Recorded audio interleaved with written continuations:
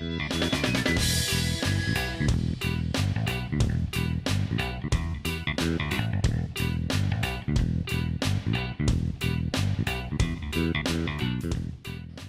welcome to Voices of Somerville. I'm Sonja Darai. Thanks for joining us. This is a program from the Office of Somerville Commissions in the Health and Human Services program of the City of Somerville. Thanks for joining us. We are a program that talks about what's going on in our community, and I'm very pleased to have Joseph Porcelli, which I've promised to say correctly as many times as I could say it. He's the Senior City Strategist for Nextdoor, and he's a professional neighbor. So I'm very excited to have someone who is as enthusiastic about community as I am, and so sit back and enjoy the show. At the end of the show, we'll have some more information about the program that he's in so we can keep you engaged. So thank you for joining us. Thanks for having me. So professional neighbor. Yeah. And a senior city strategist. That's correct. So how do you merge those two together? Well, my experience organizing in neighborhoods is what actually earned me the reputation of being a professional neighbor. And so for the last 10 years, I've helped neighbors meet, come together, do fun things together, do things for each other. And at Nextdoor, as a senior city strategist, I work on our government partnerships team, and I help government interact with the residents who are members of Nextdoor to provide them information that helps keep them safe and makes their neighborhood stronger. So for me, it's understanding how to kind of bring those two things together in a respectful and a productive way. So being a neighbor and loving my neighbors, I bring the professional neighbor experience to that. And then as a senior city strategist, having worked in government in multiple capacities, I kind of understand how government works and its services and bring those two together to help bring everyone together on the platform to kind of create the neighborhoods that everyone envisions and wants for their families and their neighbors in their city. So the more and more cities are becoming an online personality. Yes. And so how is that growing? Like your Nextdoor is national, right? So Yeah, right now Nextdoor is in 45,000 neighborhoods around the country. So it's about 30% of US neighborhoods are using Nextdoor. Wow. And there's 470 some agencies that now use Nextdoor to communicate, public agencies, government organizations, to communicate and have conversations with their residents in the neighborhoods where they live. So are these cities like consumer support structured? Are they trying to be more like a corporation where we want to support our customers? So it's that. Yeah, you know, I think if we step back in time a little bit, like let's go back to like 2006. That's when I first started working for the Boston Police Department, right? Boston had just started its Twitter account at Boston Police, and they had BPD News, and you know, they were actually one of the first cities to kind of start doing social media. And a lot of cities kind of followed afterwards, and at first, cities were trying to figure out like, what is it? How can we use it? Can we use it? Should we use it? Do our residents care that we're on it? And the answer has been yes to all those questions. And so what we're seeing is that if you think of government as like a physical place, an institution, and a structure, it allows government to communicate and build relationships with the residents outside of the derivative boundaries of their buildings, right? So most people interact with government when they go to a building, or for example, if you meet a neighborhood coordinator or the mayor at a meeting. And so that's good and that's wonderful, and a lot of those relationships get formed, but there are many more people than there are at those meetings, right? So social media allows government to interact and have conversations where people are, right? So either on their smartphone at work if they're going online to pay a bill, or on Nextdoor, for example, where neighbors are having conversations with their neighbors, but government can have post conversations into those neighborhoods. Now they can't see the neighbors or what they're talking about, but think of it as they can place a conversation and the neighbors can interact if they want to. So there's lots of different use cases. A lot of it is really just about customer service and providing services that people need that help them live healthier, safer, better lives in their neighborhoods. And like, how do we like reach out in the various, whether we're the government or whether we're Nextdoor, who's just trying to connect people?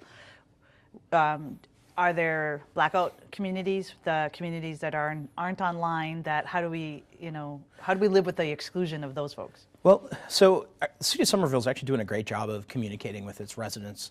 You've got lots of different options to engage with folks. There's Twitter accounts, Facebook accounts, YouTube channels. There's an email list. There's all kinds of things. There's lots of activities happening in the neighborhoods, government has to engage citizens where they are, and that's kind of a theme here, right? So there's multiple tools and there are multiple folks in different channels to engage. So a lot of folks, for example, will watch this show, right? And that's a way to engage citizens and get them information and help them understand what's happening and what resources are available. So some of it's in person, some of it's online, and there's different channels that different people use. So I would say the answer is really kind of a mix, and you need to be where people are. And there's Nextdoor is one way, Twitter is another way to reach a broader audience. Nextdoor, you can reach your immediate neighbors. So right, I think of Nextdoor and an online community. To do that, you might communicate about the activity, but then it ends up always in person. Yeah. Right? So besides the conversations, but I remember recently there was hey, who wants to play board games? Right. Let's meet at, and then those people can also pull in their neighbors that are in person. Yeah, what's interesting is if you think about just like envision your block where you live, right? There's a bunch of houses and there are some people that you see, some people that you don't see, and for different reasons. Someone may be on the other side of the block, for example, and you don't cross paths, or someone just moved to town and you may not have met them. And so the way that I've kind of thought about neighbors and how technology can help connect them and how government can use technology to provide services to neighbors is, that we need what has been missing is kind of like a civic infrastructure, something that everyone uses, right? So not every neighbor knows each other. As a matter of fact, according to Pew, back in 2009, there was a study that says only 29% of neighbors know some of their neighbors, and 28% of neighbors know none of their neighbors. And that's kind of ridiculous, right? And so I've in my neighboring, as I call it, I may have met a couple thousand people over the last 10 years in different neighborhood meetings. And folks who have been in the neighborhoods longer say, it used to not be like this. We used to all watch out for our neighborhoods. We knew who the kids were, and if they were doing something wrong, walk down the street and tell their parents and they'd get in trouble. Right. And that kind of fabric has come apart for lots of different reasons. But one thing has remained consistent. People do care about each other, right? People want to connect, and they want to know, and they want to be of service. So one of the other projects I run is called snowcrew.org. And so in the winter, when it snows, folks who need help shoveling can go to snowcrew.org and request assistance from their neighbors.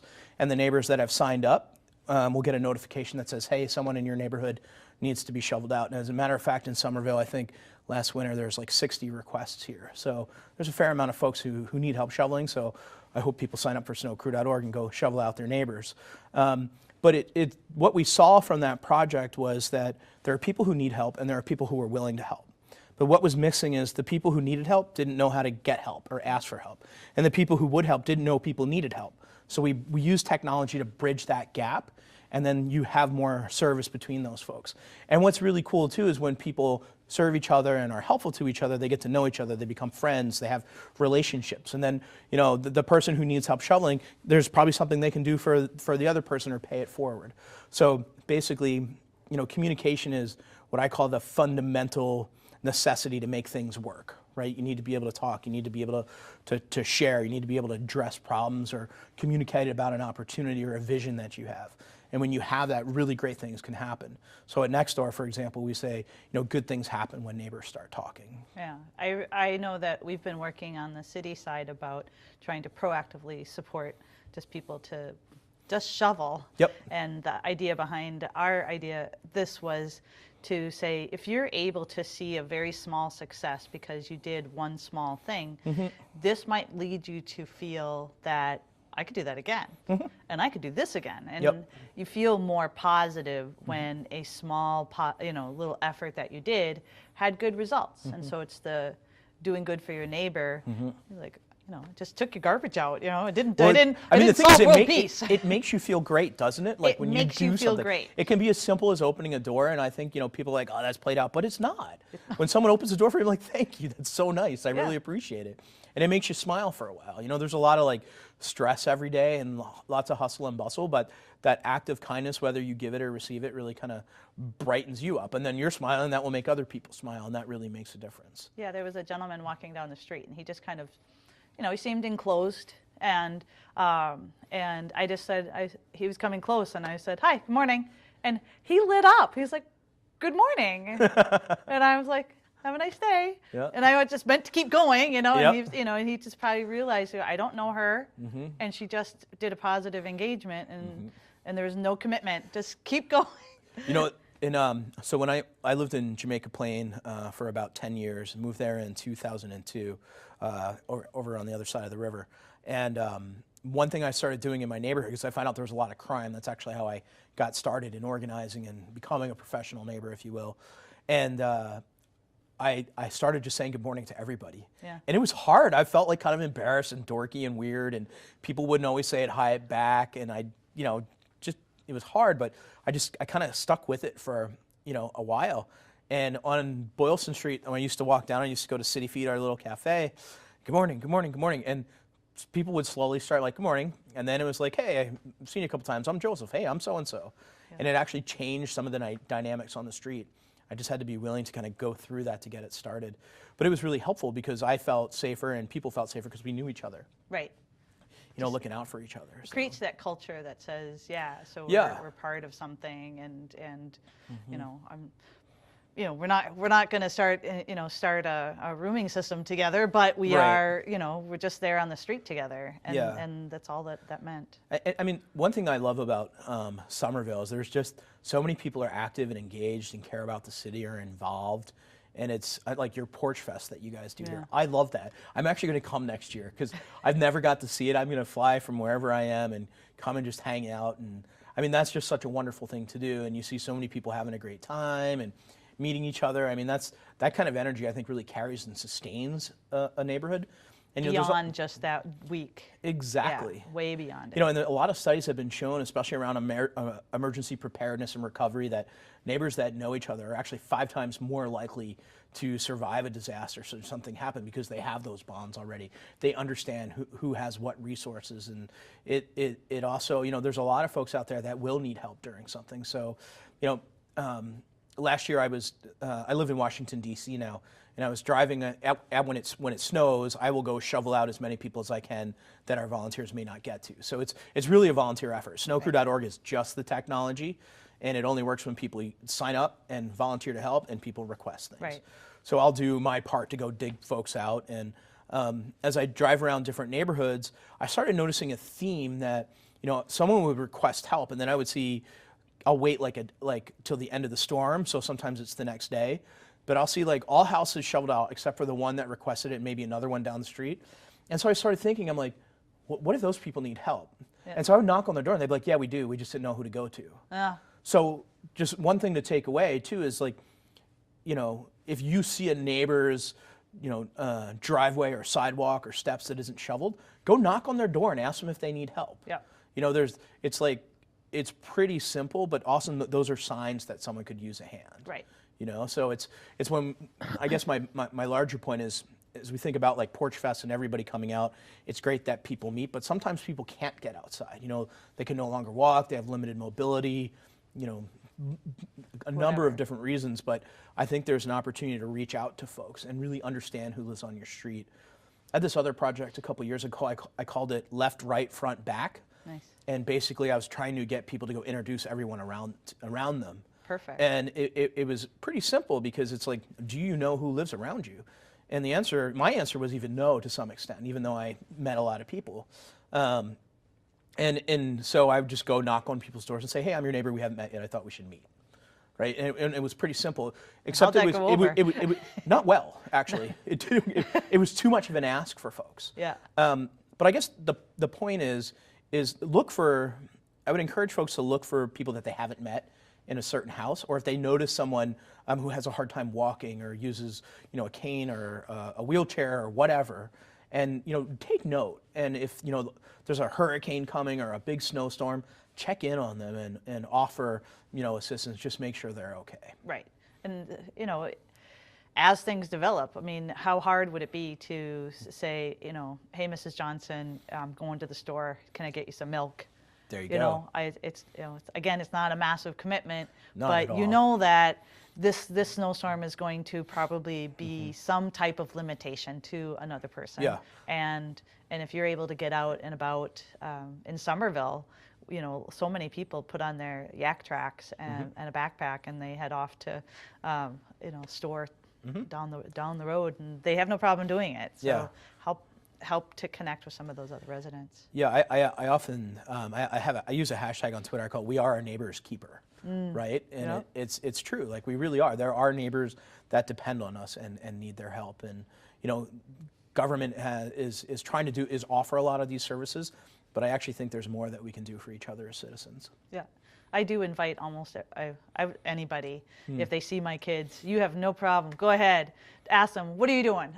Because I think that really helps, and I know my kids know for a fact that everybody recognizes them, so they should keep the nose clean and go about their business, do what they're supposed to be doing. Yep. When I lived overseas in Asia, on the streets, any grown-up could stop any kid and ask them what they're doing. If a clump of boys were two with their heads together, grown-ups would ask what they were doing and break them up just because. So I really kind of learned how you can just be a neighbor and feel responsibility. Yep. That we all are part of it. So. Yeah, and there's a whole other side of that too. Like, knowing your neighbors is tons of fun. Yeah. Right, like block parties, potlucks.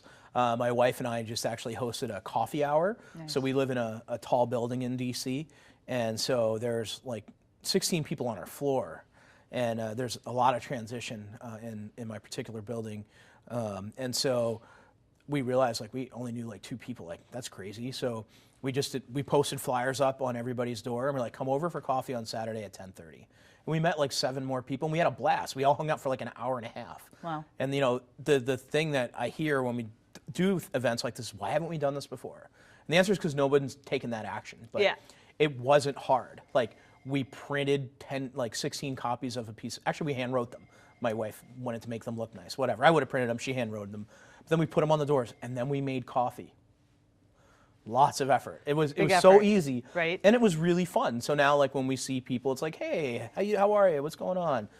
Hey, are we gonna do that movie night we're talking about? Absolutely. Right. It's more easy to do another thing, as long, especially if you know that it's an hour and a half. Yep. Our neighbors are thinking of doing something similar, and especially with an online connector, it allows people to skip the step of photocopying a flyer. Absolutely. But it's still nice to do that, because it is nice. I like to door knock and talk to see that door, because it's just a little bit easier for me to connect with people. Yeah. But one of the neighbors that I ran into, because I was telling him this is my idea, he's like, what we should do? We should like, I think it's called Carrot Storm. Instead of so you all agree that we're going to support the new coffee shop. Oh, and cool. so next Thursday we're all going to go there. We all agree that within between 9 a.m. and 11 a.m. we're all going to buy a cup of coffee from them. And that way you get to have that community aspect of it, but you also get to support the local neighbor place that's new. No one's been visiting, so I think it's called carrot storming. I can't think. Sounds Carrot good to mobbing. me. Carrot Yeah. mob, I think. Yeah. That's what it is. No, they actually, in my neighborhood, they just had like a neighborhood night at a local restaurant for the neighborhood association, and proceeds were donated. So that's a great use case. Yeah. There's even like simple things though. So like what I see on Nextdoor in my neighborhood in Washington D.C. is it's just blown up. There's like 500 people on it, and so. We see, like, if anyone asks for anything, everyone's super helpful. Yeah. It's awesome. We're excited. They're like, oh, I can help you, or you should check this person out. So there's all this great energy. So people use like Nextdoor, for example, to find babysitters, to find a plumber or a roofer, or right now there's conversations like, does anybody know any neighborhood kids that can dig me out, right? And then, there's also like simple things like one of my neighbors got, sold 2 of her bikes and actually gave everybody a huge deal, which was awesome. So you can buy and sell stuff. My wife suggested that I give away that thing I haven't used ever, my little exercise bike. She's like, I'm tired of it. Just get rid of it. You're not going to use it. So, you can give things away, which are cool. But it's also nice when new people, come to the neighborhood, they join Nextdoor. All the neighbors tell them about it and they find out. And it's a great way to welcome someone to the neighborhood and kind of plug them in. So. And it's an easy thing saying, there's just, next time you have a chance, join nextdoor.com. You get a flavor of the community. Absolutely. And if there's something that you're looking for, it's right there. Yeah. And we have a great app too. So you can join on the web. You can download the app to your iPhone or your Android phone and just start using it. So, and it works all over the country. Well, and are there, we talked about the benefits of it. Are some downsides or struggles that Nextdoor is trying to overcome? What is some? Well, they actually, when the founders developed the app and they were doing some of the original research, they got feedback from our now members and basically said, we really want it to be private and we want it to be secure. We want Nextdoor to be something that's just for us and our neighbors. And it's important that other people can't, see us or know what we're talking about. So a lot of the foundational work of Nextdoor is baked into the product. So we've just kind of been making it better and adding more value. Something we recently did is the Halloween treat map. So you can put, if you're hosting a Halloween, giving out candy, or if you have a haunted house. So it was used all over the United States. So it was cool to see everyone who was trick-or-treating and where that was. But coming back to your original question, I think on Nextdoor, it's the more neighbors you invite, the better, right? So it's important that people who are on it invite their neighbors and invite them to join. You can do that by sending an email through our system and it will invite them. You can even go, to invite and then choose postcards. We will pay for and mail postcards to your neighbors' homes. You don't need to know them. Just click on the houses that are nearby that you want to send postcards and write a little personalized note and send it and we'll get people to join. So I think in Somerville, there's actually quite a few people using it. So you guys are off to a great start, which is awesome. Good job, Somerville. But I think the more people that join, the more value people will get. The more people who will meet and organize fun things to do and go support that local coffee shop and help dig out that neighbor that might need to be shoveled out after the storm. Yeah, I think one thing about the shoveling, if I remember correctly, there's not really an attitude against the house that's not getting shoveled as well. You can just report that there's some piece of sidewalk that's not getting shoveled, and someone can just shovel it, and no one needs to have an opinion of good or bad against that house. Yeah. So the Nextdoor is where neighbors connect and communicate, and Snow Crew is where you can request help shoveling for your property if you're unable to do it yourself. For whatever reason that you might have. But to report something, to the city is actually a whole nother app, and that's your 311 app, which is See Click Fix. So just make sure that's clear. But you could use Nextdoor and say hey, the sidewalks need to be shoveled. Who wants to come join me? That'd be a great use case of that. Yeah, which should give a small more. You can go on to the City of Somerville's See Click Fix, right, and then that's a fast way to report a light outage or any of the other issues. And the City of Somerville also has its own snow shoveling program. So I think you can find information about that on the website if someone prefer to do that. So those are all options that are available. Absolutely. So just be full advertisement here because I'm recruiting all the teenagers to be on the city's senior citizen support snow crew that the youth do. That's so wonderful. Definitely I'm into it. But I've always been an enthusiastic neighbor and an enthusiastic shoveler. So. I know, I love shoveling too. So yeah, I like to be able to be helpful. And I like to get out and do stuff, and I'm also not daunted by cold weather. I know that there's a lot of people who this is just not what they're used to, so I understand that it can be a little bit helpful to go out there if you don't mind shoveling. That's right. The other thing too I tell folks is shoveling. It's don't wait until the storm's over. Take a couple passes. It's much easier. Yeah. Just chip away. Chip away for it. Go out for 10 minutes, shovel, come inside, have a hot chocolate, relax, watch an episode of your favorite show, warm up, go back outside, shovel again. Yeah. It makes a big difference, actually. It does, for the heart, for the back. I call it maintenance shoveling. Yeah. And that's actually a really good point. A lot of, unfortunately, every winter there are people that die Yeah. shoveling because of a heart attack or some other physical issue. So shoveling your neighbors is important. Shoveling your neighbors who need help is important for many reasons, right? You want to keep them healthy. What people don't often realize, though, for example, is that when you shovel someone out, they can get to work. Yeah. Right? If they can't get to work, they could potentially lose their job. Right. They can get to the doctors. They can get to the pharmacy. They can get food. They can get the mail. And Yeah. most people don't realize that what comes in the mail, Social Security checks and other support things that people need to get in deposit so they can pay their mortgage or pay their rent. So shoveling is really a community service, but the result of that is you help keep people stable. Right. So Yes. and for some people, I get feedback that the snow causes them to be incredibly anxious. Right. And it's not unusual. Sometimes I'll get phone calls from somebody who got shoveled out, and the person's just in tears. They're like, I had no idea what I was going to do. Yeah. And so, whether you volunteer through the city program or, use snowcrew.org or offer to help shovel out your neighbors on Nextdoor, it really is very impactful. And people ask, do people take advantage of this? I've seen one instance in the last 5 years of that happening. Yeah. And I always look at it as, even if there's some person who totally could have, but doesn't, I don't really think of it as me helping to serve that person. I know that so many people are walking down and up the street trying to get to work, get to school, That's right. get their physical activity Yep. and all of that. And I know someone like my father who he needs to keep his exercise program going no matter what the season is. And if he's homebound, he will really degrade.